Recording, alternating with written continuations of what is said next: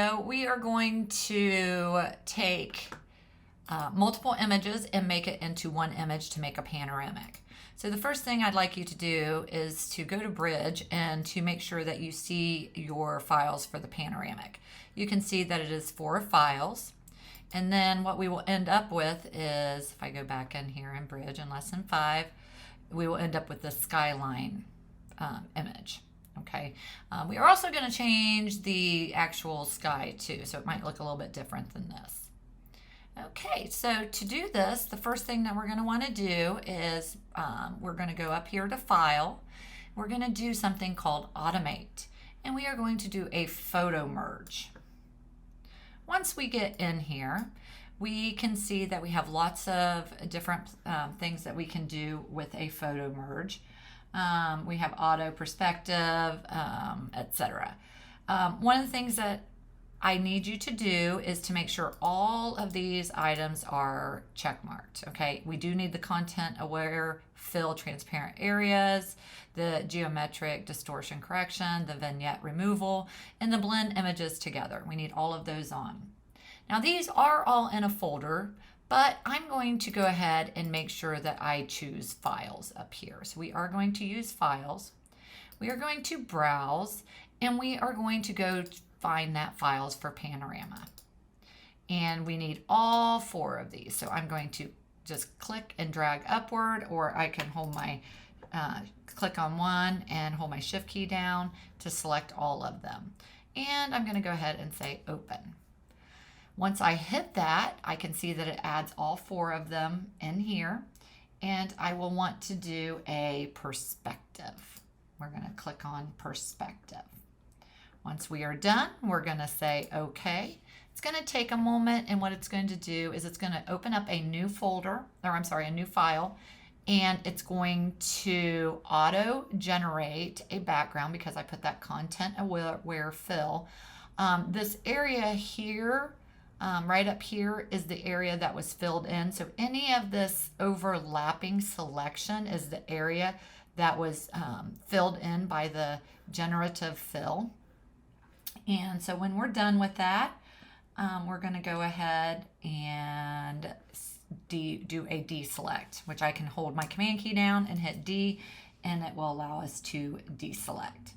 Next thing I want to do is I want to go up here to hit File, Save As, and I'm going to save this as Skyline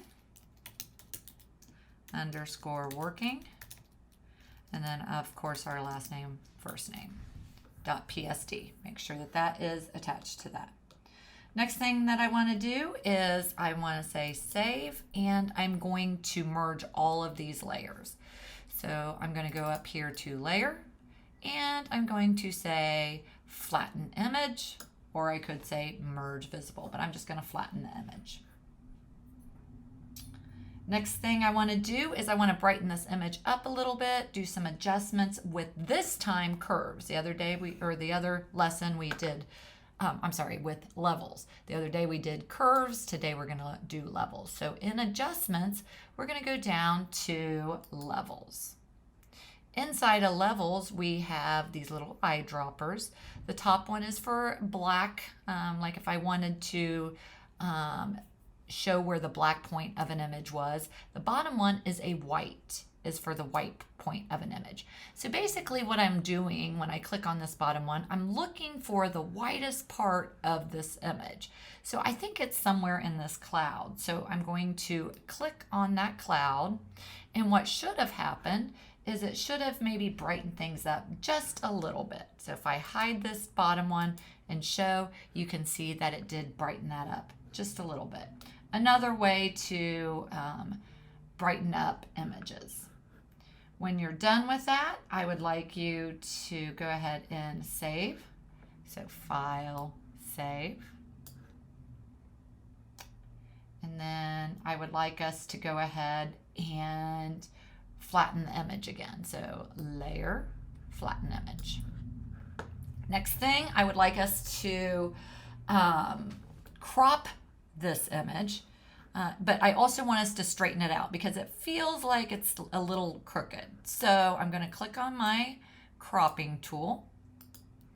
I'm going to make sure I go up here. If mine is currently on ratio, if yours is on something like that, you can say original ratio, or you could just hit clear, and that will take things out and make it so that it is going for the original ratio. Next thing I want to do is I want to go up here to the fill, and we're going to do the generative expand. And then I want to straighten because I just said I feel like it's a little crooked. So I'm going to click on that, and I'm going to click here, and I'm going to follow that landline, something like this. And it does shift it. And if I check mark it, it should do a generative fill. If it does not, like mine did not, then we are going to go ahead and use a content aware fill. Sometimes that generative fill, again, they're making adjustments to things, so sometimes things don't work. So if that's the case, we're going to go again. This time we'll go ahead and click on our cropping tool, make sure that we're on content aware fill, and we're going to use the straighten. The book does ask that you use the generative fill, but it also does specify if it's not working or if it's not available to use the content aware. And so, and again, I'm going to go in here. I'm going to straighten this up. It straightens it. You can see that it moved it a little bit. Now, if I check mark this, it did automatically fill in that area. Okay, the last thing that I'm going to do is I'm going to replace the sky. I'm going to put a little bit different sky. So in order to do this, we have, if we go up here to edit and we go down to sky replacement, we have lots of different options to replace our sky. If I hit the down arrow, we have blue skies. If I click on one, you can see it automatically replace. I can go down here to spectacular. If I wanted to, I could actually import, get more skies. I could import images. I could download for free skies, but we're just going to work with what we have inside of here. So for the purposes for this one, I don't care which one you use, okay? But I do want it to look totally different. So let's say I'm going to maybe use something that looks like this. When I get it done, I do want you to kind of maybe play around with some of the shift edge, fade edge. You could scale it a little bit. Maybe you want to scale it down. Maybe you want to scale it up, okay? So, oh, that would be obviously too much. So you can make some of those decisions, but you don't want it to look pixelated. And again, you make the decisions on what it is. You know, you can change the color temperature a little bit, but play around with some of the settings. When you're done, make sure it's down here. It says output to, and make sure it does go to a new layer. You can uncheck mark preview, and then you can check mark preview to see what it's going to end up looking like. And when you're done, you're going to say okay. When you're done, go ahead and hit File and Save. And that's how you're going to make a panoramic and change the sky.